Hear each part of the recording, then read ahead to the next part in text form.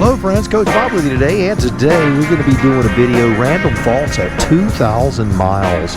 Now I obviously have more than 2,000 miles, I'm sitting close to 2,500, but this video is a little bit overdue and things have been crazy, but let's talk about a few things that I have observed over the last 2,000 miles. But before we get going, give the video a big old fat thumbs up, share it with your friends, subscribe to the channel, all that business, and you know I'd appreciate it. Alright, so I want you to know I'm riding a 2024 Can-Am Sea to Sky edition in Vegas white. The most beautiful color ever created on a motorcycle. This vehicle, this beautiful three-wheeled vehicle, has been provided for me to ride by Bombardier Recreational Products, aka BRP. With full disclosure there, I want you to know I am an ambassador for BRP, not bragging, just letting you know, and they let me ride this thing, and I'm grateful. I have my own Spider. I have a 2019 Can-Am Spider RT, and I love it. And it was through the videos I made with that machine that they invited me to play a very small part in the BRP family. They've given me the freedom to say what I want, when I want, how I want, as long as I'm not just a total jerk. And I don't roll that way anyway. That's just not how I'm wired. So the first thing you're going to notice, it is unbelievable on the interstate. It does very well on the interstate. So if you're an interstate traveler and you need to go at highway speeds, it is an absolute beast. Right now I'm doing 77 miles an hour and I feel like I am walking in a garden. So if I were to, say, set the cruise control at 81 miles an hour, I can. And I can have a conversation with you at the same time. So one of the things that is absolutely an observable point of the Sea to Sky is that it is a smooth riding road machine. It's what it's designed to be. So it shouldn't come as any surprise that they succeed in that task. Over the years, I've seen a lot of change and growth in the Can-Am Spider. But the one thing that I will say is they've all been exceptional tourers. But the new Sea to Sky edition, it's well above the rest. So its ability to eat up, chomp, chomp, chomp, chomp, chomp, chomp the miles, well, you're not going to go wrong there. All right, so there's a positive thing, a positive observation at 2,000 miles. Well, is there a negative observation? Well, yes, there is. I think that it's only fair that if I am making observations, that we keep it legit, baby. Too legit to quit, however they do the to quit thing. Anyway, show my age there. Little MC Hammer. Heck, I was old when MC Hammer came out. The downside is the fuel economy. I don't think you're going to be blown away with the fuel economy. It does okay, but it doesn't do better than a Camry. You know, it doesn't do better than a Acura TSX. So that's not cool to me. I think on something like this, you should be getting 40 miles to the gallon. You look at the Goldwing, they're doing 40. Some of the Harleys do 35 to 40. My Tiger does 50. It's not a touring motorcycle, but it does tour. You can tour on it. So I'd love to see BRP do something with that. I don't know the answer to it. I think it's going to be honestly a redesign of the 1330 Rotax engine. They need to create an engine that has a little more power, not for the sake of power, but for the sake of effort. I think the 1330 Rotax puts a lot of effort.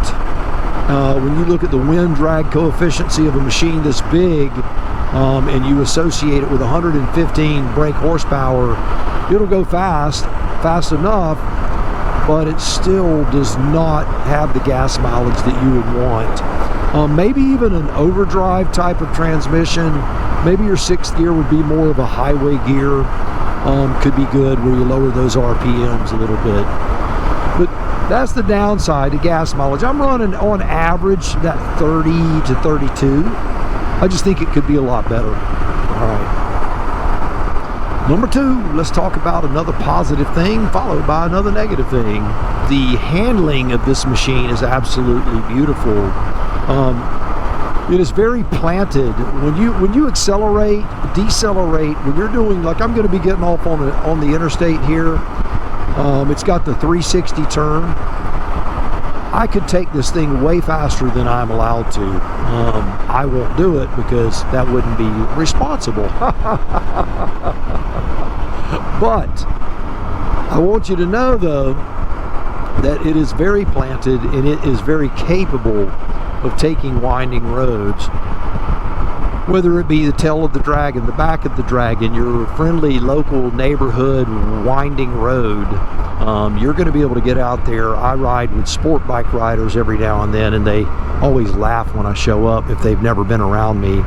And oh, look, Grandpa shows up on his tricycle, and we get into the turns and they're like, holy crap, man, you can ride that thing. And I'm like, not really. It's pretty easy. It pretty much does its own thing. And as long as you're responsible and you're aware of the geometry of it and you know how to handle it, you can do it. And it will surprise you.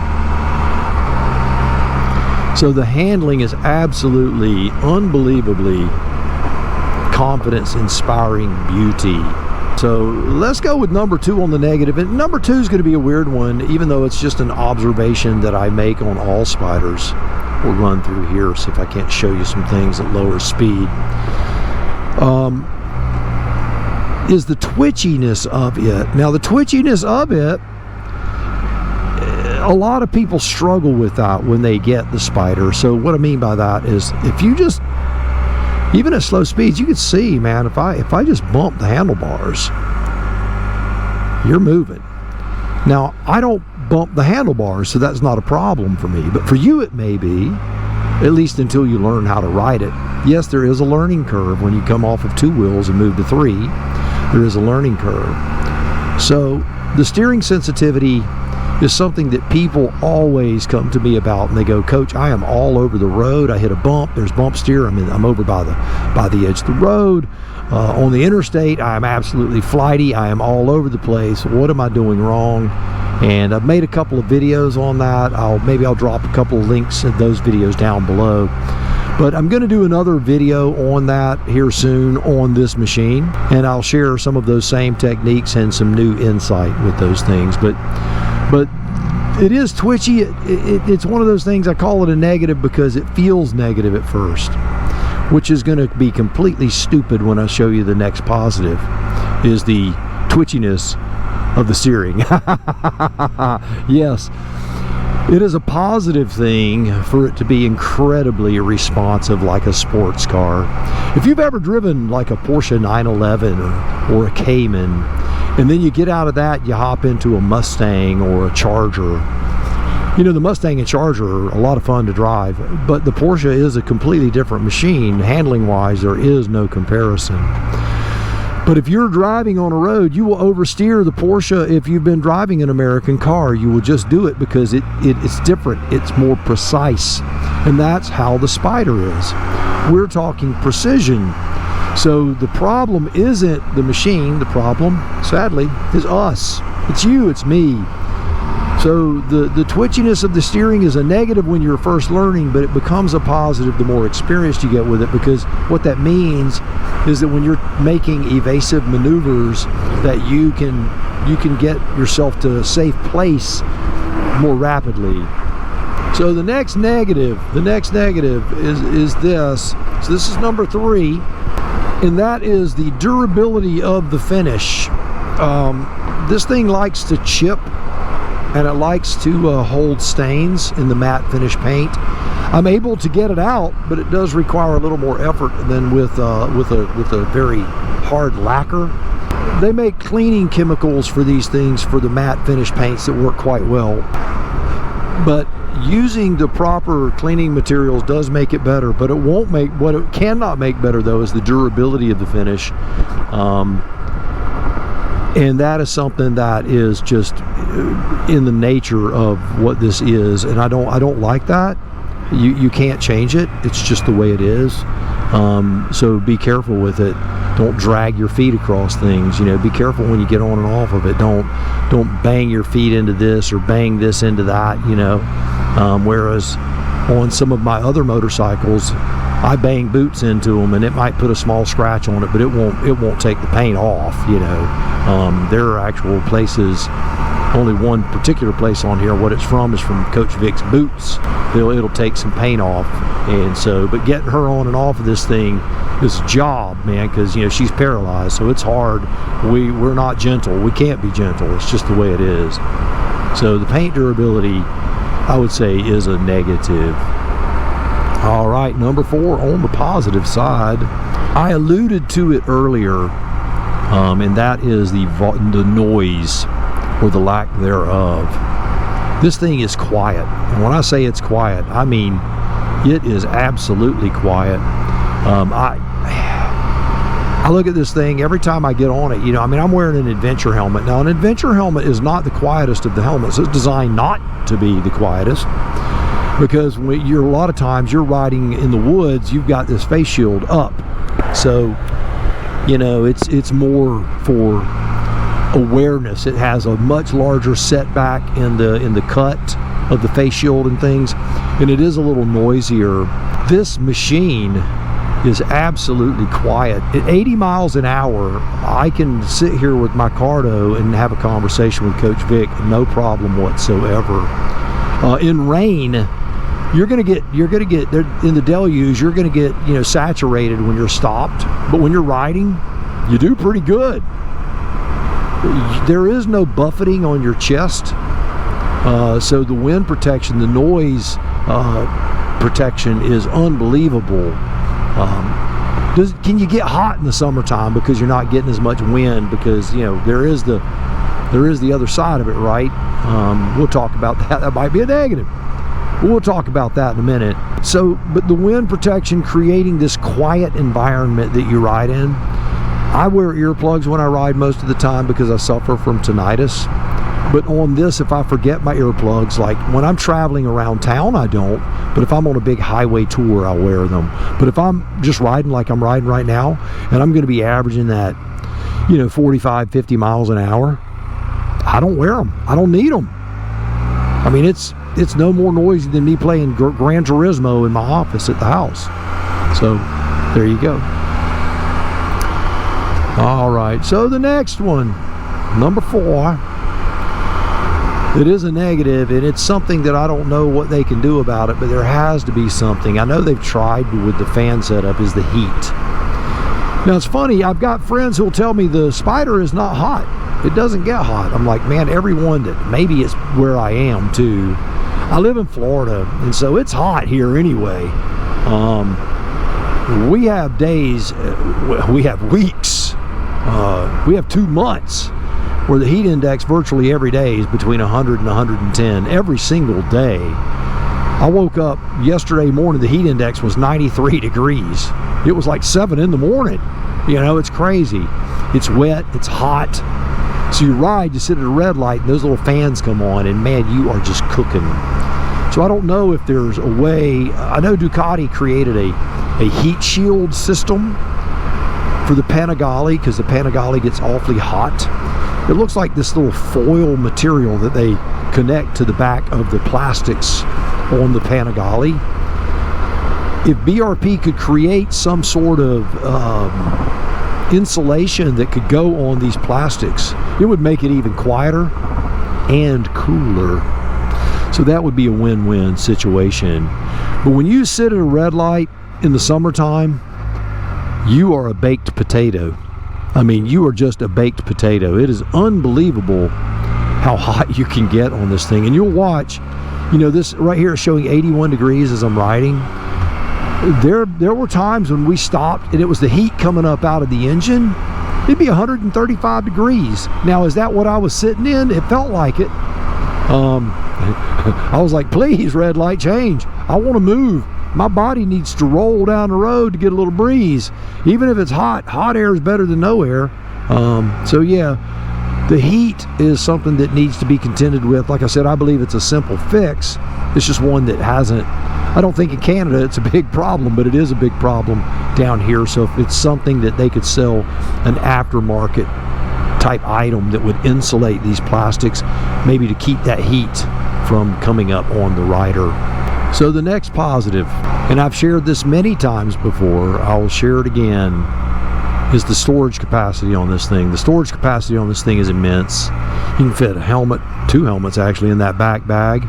You can fit all of your clothes for a trip in one of the side bags. The front trunk up front, you can even fit a full-size helmet in there. Or you can put, I can put a full-size, I put my toolkit, a backpack, a pair of shoes, a hat, and a few other items right in there, and that's mine. Everything. When I travel, everything I use for the trip is in that front bag. That's it. That's all I use. Coach Vic uses a side bag for her things, and then she uses the trailer for her wheelchair, and then the back bag I use for all of our travel stuff. You know, it'd be like computers and daily things, you know, that we need. And then this left saddlebag is rain gear, cover, that sort of stuff. So we have our system. I'm going to be doing a video on a packing system, how to do it for long trips, and the things you need and the things you don't. But the storage capacity on this thing, you see the windshield just getting wet.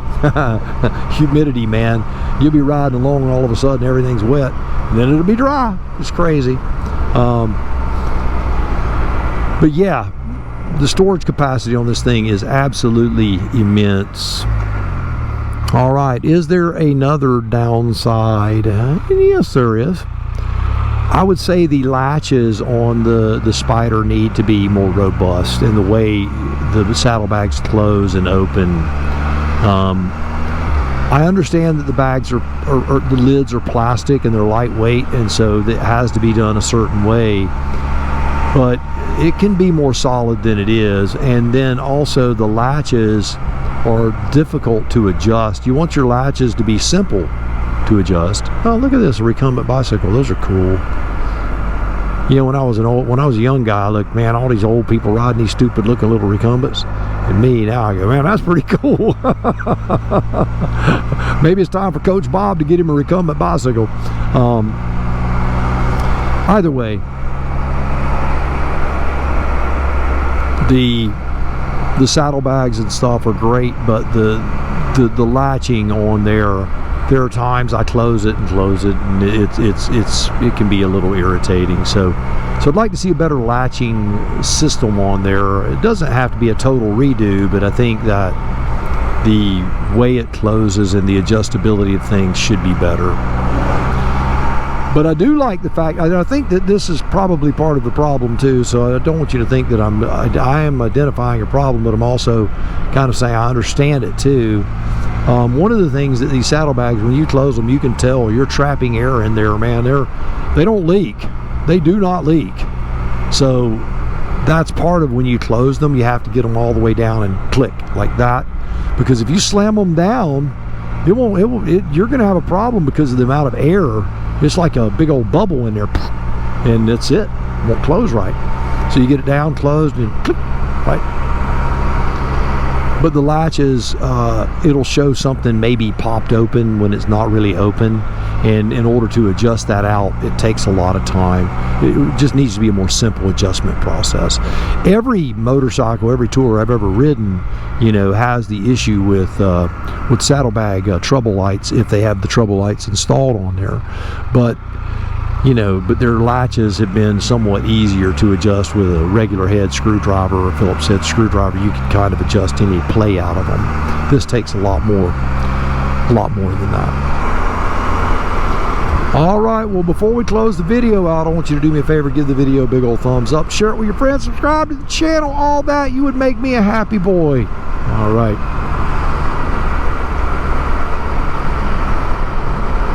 Now this is not so much a Spyder thing as a Can-Am thing, and I'm going to share this. And I've ridden many motorcycles with many demographics of people, I've ridden with the Harley crowd. I've ridden with the sport bike crowd. I've ridden with all of these people, and they're wonderful. I love motorcycle riders. But I will say this, and this isn't to suck up to viewers either. There's nothing like the Spider people. If I never rode a Spider again, I would still go to Spider rallies just to see the people, just to talk to them and hang out. The Spider people are magnificent. What I mean by that is most brands, people get quite snobby about it. And when I say snobby, you can replace those B's with T's. They can get snotty. Oh, if you don't ride this, you ain't riding with us. I mean, I got friends. They're like, "You're going riding Sunday morning." I'm like, "Hey man, you care if I tag along?" "Oh, you can't. You can't. It's a Harley ride. It's a Harley ride." Okay, all right. And then they'll go, "Hey, I'm going riding Saturday. You want to go?" "It's just me and a bunch of other folks." "Oh, okay." But it's funny how, you know, you can get to where it's like, we're just this group, and if you don't ride that, you're not welcome here. The Spider riders aren't that way. And I'm not talking about organized rides by Harley Davidson. I'm talking about, you know, a friend of mine, good friends of mine, guys who I know, guys who I eat lunch with. Spider riders are not that presumptuous. It's, "Hey, we're riding, you want to go?" I don't care if you ride a moped. If you can keep up, ride with us. I don't care if you ride a 1965 Triumph. That's fine. Whatever you ride, it's good. It's good. We're good. You can ride a sport bike. You can ride a Harley. I don't care. And every Spider rider I've ever met is like that. There is no arrogance. I have this cool Spider and you don't. There's none of that. They're all proud of their Spiders. They do a lot of work to them, which is really cool. But the people that ride the Spiders are just regular folks. The demographics changing too. I'm starting to see a lot more young people ride than I did before. Originally, it was folks who had some sort of physical problem or anomaly or injury, or an older person. Now we're starting to see a lot of young people move into the arena, which is good. Now don't get me wrong, I love having my old folks, because I'm an old folk. I'm one of you. I'm 63 years old, so the years are ticking by. Time does keep passing. So I love the Spider people. I love the Spider rallies. I could go on all day about how kind you are and how sweet you are and encouraging and all that. And you are. We're not the leather-clad roughneck, we want to be cool people. Now don't get me wrong, there's nothing wrong with wearing a leather jacket. I love leather. In fact, I have many leather jackets, and I wear them sometimes in the winter in particular. So if you wear a leather jacket, I'm not putting you down. Just to understand, you know, there's a mindset. I'm not talking about the clothes. I'm talking about the mindset that you're just better, tougher, cooler, more street, you know. All right, well, is there any other things negative about this thing? You know, there's one thing that I do find as a negative, and I've alluded to this many times before: the lack of a handbrake. I would love to see a handbrake. Now I know the foot brake is linked, so it's linked to the front and the rear. And I also know you can go to the company ISCI. It's ISCI. And they sell a fine kit for handbrake. But it ain't cheap, baby. Bring the checkbook. I would love to see a handbrake there. I think that it is not only something that would warrant, I think that it is not only warranted due to the safety factor. I think that having that extra amount of redundancy, you know, what if you're going to get your foot up there, your foot gets trapped, whatever, you know, slow reaction time, there's that right there. I would love to have my hand sitting on that brake all the time like I do on a motorcycle. I think it would give me a quicker reaction time, and this thing stops like crazy anyway. And if you don't put it on all of them, make it an option, even if it's $1,000 option, I think that it would be something that Can-Am could still make money off of, and it would make their motorcycle safer. So I think the lack of a handbrake is a little short-sighted. The other thing is, like folks like Coach Vic. Coach Vic would love to ride this thing, but technically she can't. She can't use her feet. She's paralyzed. So a handbrake would be a good start to making this thing more available. You know, Wounded Warriors, which Can-Am is a huge supporter of, and I salute you, Can-Am, for doing that. It'd be nice if you had an option. You could call it the WW model for the Wounded Warriors. You know, you could do something like that and make it, you know, and then if you got a person with a disability, maybe offer them a 5% discount, 2% discount, whatever, you know, maybe knock off some assembly charges, you know, for folks that are in need. And, you know, the one thing I have said about BRP is that they seem to be a company that really do care about our disabled community, because there are motorcycles, three-wheelers, spiders, Rikers, whatever you want to call them.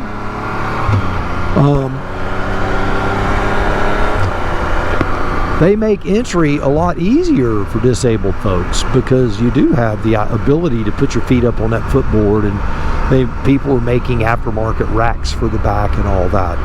But it would be nice to see something that was really more helpful for our wheelchair friends. And I'm sensitive to that because I do have a wife in a wheelchair. So there's that. In a quarter you can get a bad cup of coffee. Actually, you can't even do that. You could smell somebody's bad cup of coffee for a quarter. So my overall thought of the Can-Am Spider, well, my overall thought is I love it. I love it. I've been riding it a long time. I've been riding a Spider since 2019, so 6 years. That's crazy. It's hard for me to believe I've been riding it. I've ridden this motorcycle. You know, the longest running motorcycle I ever owned was 17 years. I rode a Harley for 17 years. And I have a feeling that this relationship with Can-Am, and I don't mean as BRP representative or ambassador or whatever you want to call me. I mean, I think that if Can-Am called me today and goes, Coach Bob, we're not going to be able to hook you up with a ride or anything. You're not an ambassador anymore. And I'd be okay with that. I mean, obviously I appreciate them, but I understand that, you know, they're a business. They're a business. They're not my girlfriend. And so if they told me, Coach, you know, there's just not enough payoff for having you ride one of our machines, I'd understand that. And I'll still ride my Spider. I love it. It's a great little machine. Will I buy a new one? Eventually, you know. But I'm happy with what I have. If they took this back, I'll ride my 19. I have no problem riding my 19. I love that machine. When I buy a new one, I buy a new one. That'll be it. But I plan on riding my Spider for as long as I can. That means, you know, another 20 years. If I'm given another 20 years, that makes me awfully old. No offense to the folks that are older than 83. Sorry about that. But, you know, I've had some heart things, so I don't know that I'll make 80. But if I do make 80, and I have the physical prowess to ride, I'll ride a Spider. I'll always have a Spider in the garage. I may have other things too, like I do now, but I will always have a Spider in the garage, and I will always ride them. And it will always be my go-to. I get on this thing. If the keys are in them, if I walk out into my garage, I open the garage and I crank it up, I'll ride. I'm going to grab a Spider and ride. I love doing it. And if they're not in the front, I'll move other things out of the way to ride this. I love them that much. They're that much fun. They're that stress-free in my mind. They make me happy. They take me to my happy place. All right. Well, there you have it. Random thoughts at 2,000 miles. Is it finite and precise? No, it's not. It's what I literally said. It's random thoughts at 2,000 miles. All right. So won't you do me a favor until next time? You go out by the motorcycle of your dreams. Eat right. Take care of yourself. And remember, if you're not having fun, you are most definitely doing it wrong. Now you go seize the day, and I will see you on the road real soon.